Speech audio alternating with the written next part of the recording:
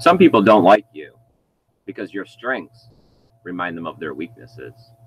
Hey, how's it going? Thanks for joining me for another episode of Bitcoin and Coffee. I'll be your host, Eugene Forrest. So, what do we got going on today with these crazy cryptocurrency markets? Wow, the last 48 hours has been one roller coaster ride for sure. Yesterday, everybody was calling for the death of Ethereum. Altcoins were plummeting at like 10%. I mean, some people gave up hope yesterday, I'm sure of it. And now here we are today. If you threw any fiat cash into the market, it seems like we're all in the green. A lot of the altcoins are up 10% or more. What did we have Bitcoin at when you seen it last there, Samantha? What were we, 6.4 again? I think so, yeah. And of course, we got Samantha joining us here today. Good morning, everyone. I'm sorry about yesterday. I wasn't feeling that great. I'm not feeling so. I don't know. I'm doing better today. I'm pretty healthy. Sick. I don't know. Yeah, it's the same thing. So if I sound like crap, people, I'm sorry. But yeah, he does rebound a lot faster. Our kid will be sick for 2 weeks. I'm somewhere in the middle. All right, you guys. So let's take a look at this market. Let's see what we got going on here. Samantha, would you mind pulling up that coin market cap? I think we were getting back near that $200 billion for a market cap where we keep finding support. I mean, that's good. I'd like to see it definitely get on the other side of that. We had BTC dominance climbing. That was a big plus. Awesome. Thank you, Samantha. Oh my God, there's more cryptocurrency. There is 1,944 coins adding value to the market. Sure. If you want to go with that. We got $197 billion for a market cap, below that 200 billion support line that we are used to. 24-hour volume looks like average. BTC dominance, it's down a little bit as we're seeing these altcoins and inflate. We watched that Roger Ver, Tone Vase, and Jimmy Song debate, I guess you'd call it. I don't know. It seemed a little rehearsed and orchestrated, if you ask me for my personal opinion on it. And he used the BTC dominance as a way to argue against Bitcoin. Yes, it was 100% at one point of its life, and now it is 50%. And I don't know. I really disagreed with that one. I don't see the BTC dominance being an indicator to tell us that Bitcoin for adoption and its value and its purposes. I think as we go into the future, I think that there's going to be millions of cryptocurrencies. So, all right. So let's continue on here. I just had to throw that little tidbit out there before I forgot it as I was looking at the BTC dominance there. But we got the price of Bitcoin still continuing to climb, coming in at $6,470, and that's up 3.03%. Big plus right there in my book. Ethereum, wow, nice. Getting back near $200. I told you guys I had already dumped back into Bitcoin. I know a lot of people are still real faithful in this project. Is there 1,000-time growth in this? I don't know. I couldn't tell you. Cryptocurrency has a long way to go, and people definitely got overzealous with this stuff, thinking that it was going to happen tomorrow. And, of course, everything is slow going in life. So that's up 12%. We got XRapid coming in at 27 cents. That's up 5.5%. We got Bitcoin Cash coming in at 442, and that's up 5.4%. We got EOS hanging out at $5, 503. You know they love it over there. Let's see, we got 4.27% of an increase there. Maybe they can get that going a little later on. Try for 550. We got Stellars coming in at 20 cents, and that's up 8.7%. Litecoin, nice, 10.8% gain, $53.42. So if you bought into Litecoin yesterday, you were doing quite well with that. Monero, hey, you're doing a little better. Look at that, 14.25%. I saw one of your old titles, like, I don't know, I was scrolling through something on your channel thing, and it said Litecoin hits 100. It was like, oh, I remember that. Ooh, look at that. Nano, 27.63%. Nice. Look at these altcoins gaining today. And there we go. Steam, they're moving along, considering they were down there. So weren't they like 50-something? Like no, 50? They were 60-something. They were? Okay. Yeah, but that's an 8.4% gain coming in at 72 cents. Let's take a look at Steam back dollar. That's one I want to see today. I know we do it every day, but some days it's exciting. And the Steam back dollar. What do you think? Give me a guess. 94. Really? You don't think it's over $1? No.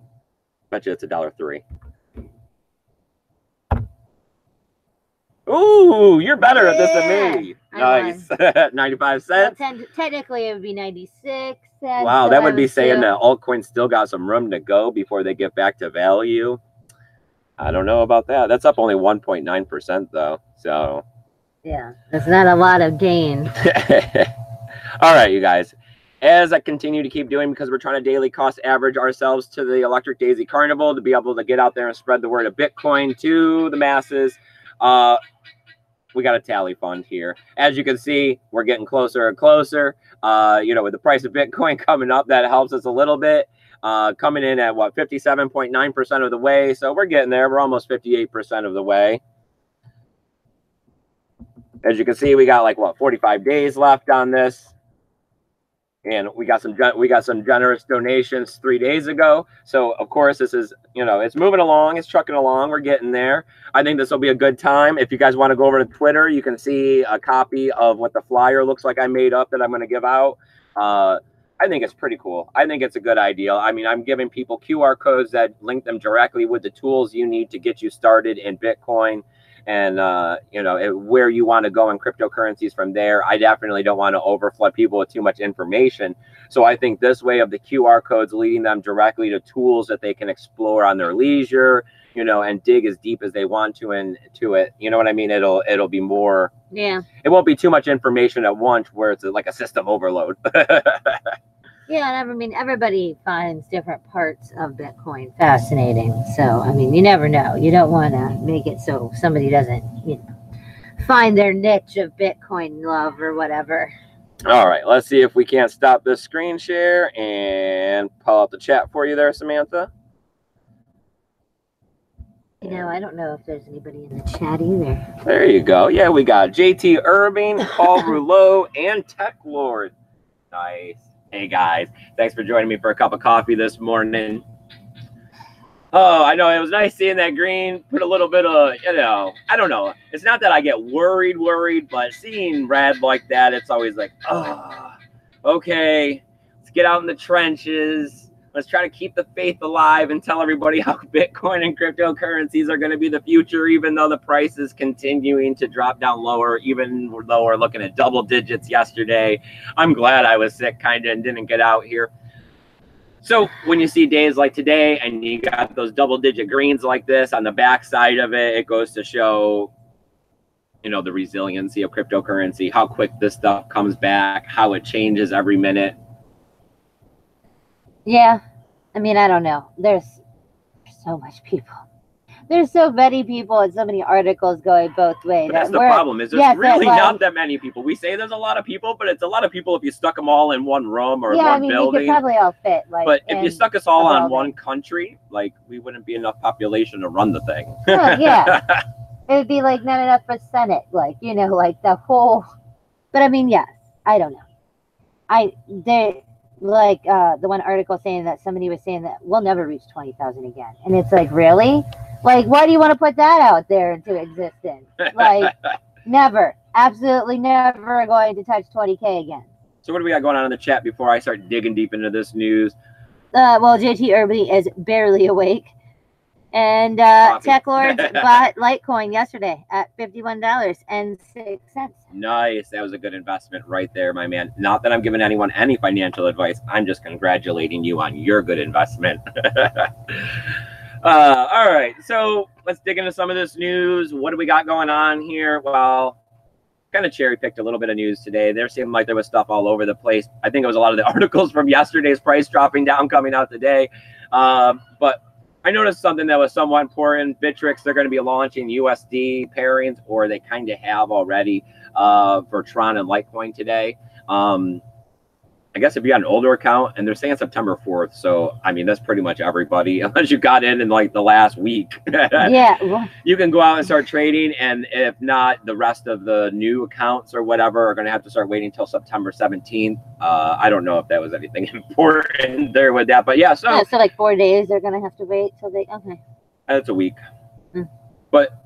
So they got more USD trading pairs, Tron and Litecoin. You know, people were talking bad about Tron, but I mean, they continue to keep gaining and gaining. So, and they're still here. They went to mainnet, right? And I mean, it didn't crash and burn. So, I mean, apparently it's going to continue out here into existence. I love that. That's our it's like, well, I mean, the mainnet didn't crash and burn, and people are still interested in the project. So, therefore, it has value. But all right, yeah. So to stop, bashing on Tron, they're out there. They got a USD pairing. That's always good. Anything that's a, fiat gateway into a cryptocurrency is always big plus. I mean, Bittrex, I mean, it's not like you're plugging in your credit card over there in order to be able to buy these things. You're having to do wire money transfers. But still, I mean, if you're a big player, that's really not that big of a deal. If you're just trying to dollar cost average, you're probably still hanging out at Coinbase, Yeah. I mean, let's see what else we got in the news. Well, we got Malta. All right, we know that they've been real pro cryptocurrency. They've been trying to center themselves as that is their main financial focus, thinking that it's going to definitely secure them someplace in our digital future. And pretty much they got 3 acts that helped along with this to make it, real legal or whatever you'd like to say. They're calling it DLT, digital financial products, virtual currencies, and ICOs. They all have regulations and legalization over there. So a lot of these companies, they feel that they can get over there. They can start creating these products without, like we're seeing here in the U.S., the backlash. We've seen the SEC starting to come after some of these ICOs that were scammy. We've seen, BitConnects, yeah, and all of that. Yes, and that's into the next article. But I guess let me finish this one up. They got, they're meeting with Waves. They're looking to try to digitize pretty much everything under the sun: healthcare, voting, all that good stuff for the country. Make the whole country digital, running on some sort of blockchain. So they're having a meeting with them, but they also got this big blockchain event that's pretty much sold out already. It's going to be November 1st, and they got John McAfee now. Yeah. He's going to be at the summit. It's the blockchain summit. I mean, it's just another one of those things that's helping to concrete them into being, like the first digital country that's out there, real pro cryptocurrency. I mean, I think it's going to work in their benefit for sure.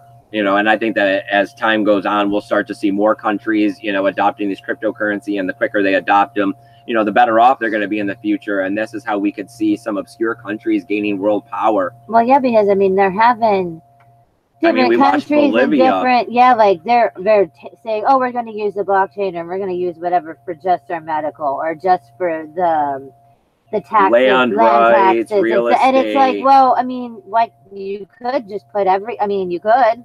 I think I've probably heard some state or country everywhere now do something, like one thing. So put it all on there, right? Why not? Well, I mean, it's the problem that putting a real world asset onto a blockchain doesn't necessarily work, because that means that there's a third party intermediary who has to actually physically keep track of these assets and make sure that, because the blockchain is just a record, you can go in and you can put false information into the record. Yeah. All right, let's see what else we got. All right, well, talking about BitConnects, that's where this last news story goes into. We got Illinois and Arizona. They're reaching out to India. They're reaching out to their CID, Criminal Investigation Department. They're trying to seize the property of the BitConnect promoters. I mean, everybody knows what BitConnects is now, but I mean, they ran from December 16th to, pretty much January of this year, and they ended up scamming $5.6 billion. That's a lot of freaking money. That is quite a bit of money. Wow. Yeah, I don't know. At the top, BitConnects was like $360. Yeah. Wow. I mean, now the token, I'm pretty sure I had read something that like they're delisted from all exchanges. Like the last one delisted them like last week, not that long ago. Right. So even if it was like Satoshi's Trades or something, whatever, I think was the name of the exchange. Yeah. So, I mean, I don't know. When BitConnects was going on, it was like, see, I don't know, I'm getting a lot more vocal with my opinions out here and not so concerned about ruffling other people's feathers. at first, you know, when I said that BitConnects was a scam and I said things that weren't amazing about BitConnects, I received a lot of backlash real quick. So I just found it, with being a new YouTuber, I just found it easier to keep my mouth shut and not really say anything. But if I was directly asked if BitConnects was a scam, I always said yes. So, I mean, I don't know. It just seemed like during the time it was kind of hard not to get suckered into it. Yeah, so, I mean, everybody, there was so much social media propagation of the financial rewards that you would be reaping. Yeah. Right. And I mean, yes, and then Craig Grant, Siobhan James, really, I mean, everybody knew who they were. Everybody was talking about them. And I mean, it was kind of cool when Ken Bozak and everybody else came out and was just straight up calling them a scam. And then, you know, fighting against the resistance, because they had, you know, the followers and the user base and all of that kind of stuff, where they were able to go out and actually not just get shut down and blocked and so many thumbs down, you know, your video disappeared. Ken Bozak is very feisty. Like, he has quite a few where he just, you know, starts attacking people verbally. But it's like, I don't know, because yes, a lot of them are bad. They were horrible people. They had to know. Like, they had to. I don't care how stupid you want to play. They had to have known. I've never been rich, but I assume that if I was standing here like I am today, and then like within like 2-3 weeks, I had like a lot of money, I would think, and I would have to stop and think in my head, this doesn't seem right. Was this legal? Yeah, we watched Craig Grant go from Palm Bay, Florida. Yes, I know. He used to live right around the corner from my dad's. I personally somewhat knew who the guy was. It wasn't a horrible neighborhood or anything like that, but I mean, it was not by any means freaking like 75-story skyscraper in Miami or wherever the hell he went before that. It's like, no, like that, just none of that seemed right. So what do we got in the chat? Nothing? Well, we have Crypto Daddy saying it's a bottom. Hey, Crypto Daddy, thanks for joining us today. Is it the bottom? I don't know. I mean, I'd like to keep my fingers crossed that it is, but I mean, we could always continue to bounce around here for a bit. I mean, how long can you go sideways for? For a while, probably. I mean, I'm just hoping that in the beginning of 2019 that, you know, it starts to at least build a little momentum. Then I guess, in my personal opinion, I'm going to consider anything under what, like 8, Samantha? And Bitcoin under 8,000. I mean, between 5 and 8, I would consider bouncing around territory between now and the beginning of 2019. And then I'm hoping to see 8 to 10 and upwards. See, I'm thinking people are going to get all back in or whatever, excited, whatever you want to go with, the closer it gets to the happening. And I think that might be the next little hype. I think there could be a gain in momentum. I think when we start to get close. See, I think that everyone's talking about the real money. They want to know when the $50,000, $60,000, $100,000 Bitcoins coming. And I mean, that is still a little ways away. I do see that as post-halving, because of course we got to cut the supply down before the demand, and then there's going to be a little bit of trickle over time because nothing happens on a dime. So post that, and then we're supposed to have Lightning up and fully functioning hopefully by 2021 definitely. Yes. So I think at that point in time, I think is when we could see massive Bitcoin. Well, I mean, you know, it could be slow and steady all the way up between now and then. Who knows with cryptocurrency? But at that point, I see cryptocurrency being, you know, that's the point that we're shooting for, because right now, hey, we're looking at buying it at 6.4. At that point, I definitely see it over the 20 that we've had for an all-time high. You know, I don't see Lightning Network and the halving coming up and Bitcoin at the bottom of whatever our new pricing indicators are in the fiat, in the fiat pair. I can't see it being below 20,000. Like, I mean, it doesn't mentally work in my head to think that the price would be under 20,000. So, of course, invest 6.5 now, have 20. I mean, that's a really good return for any kind of 3-year investment. Well, that's the whole hodler mentality is. I mean, you just got to keep it. I mean, whatever you bought it at some point in its life and in your life, it should be a lot more than whatever price you bought it at, as long as you... Yeah, but the question is, you know, when do you hodl till? I guess and that's why everybody's people didn't own cash out on the personal, way yes. up to 20,000 because they thought that it was going to go even higher. You know, and now here they are, you know, Yes, post like side, people you like know, you were hindsight like, being man, I should have 2020. cashed out more. Man, it should have been yes. Oh, yes. I mean, that's why when people ask me these questions, I say that you need to have twice as much Bitcoin as you want at the end of all of this. You know, whenever your end is, you want to start trying to accumulate twice as much so that you can sell up on the next, so you can sell all the way up on the next bubble, so that you don't have to sit around and be one of those people that are, you know, people talk about cryptocurrency can't just be hodled, that you have to move it and spend it. So that's why I believe that too. Like it's just like your paycheck. You know, you get your paycheck, you got to spend a portion of it, but you try to save some of it. Well, your cryptocurrency should be like that too. You know, you should have an excess amount so that you can go ahead and spend some, not every day, but spend some, and then some that you have planned to be kept and held and in reserve. Yep. Anything? Yeah. We're gonna wrap it up. You don't know? We're going to go with that's how you say that. BAAKT is going to be the big for Bitcoin. Launches in November. Okay. The what? BAC? Oh yeah, the BAC. That's the NASDAQ exchange. That's going to be for cryptocurrency. Yeah. It is going to be big. I mean, there's a lot of big things coming up for cryptocurrency. That's why if you take the tech and the development, it doesn't equal the price. You know, that's why when it comes to this price of cryptocurrency, it's only based on the few people that are at the exchange doing the day trading, moving back and forth. So we're letting the people that are not invested in cryptocurrency for the fundamentals determine the price for us. It's another one of those things that doesn't compute. I mean, there's a lot of those things in the world. Yeah, but at the same time, let them do what they're going to do. Let them mess around with the price and say it's this and say it's that. We all know why we're here. We got in for fundamental reasons. This bear market has definitely, you know, shooken out the weak hands. If you're here, you're not really here for the money anymore. You're here because what you believe in cryptocurrency to be revolutionary and to be changing the way the future is. Yeah.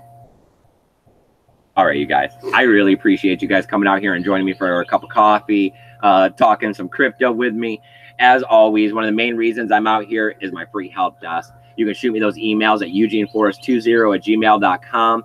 As always, I got all kinds of tools, links, and affiliation codes listed down below to help you figure out these cryptocurrency markets, get you going on all sorts of projects and Steam, and I got my links to social media down there. You got to come follow me on Twitter. If you're wondering where I was yesterday, you could have found out on Twitter. I did make sure I got over there and posted that there was no show. I definitely think that Twitter is the way to go for communicating with the public on, you know, events of the show, you know, what I got going on here without actually being in the show.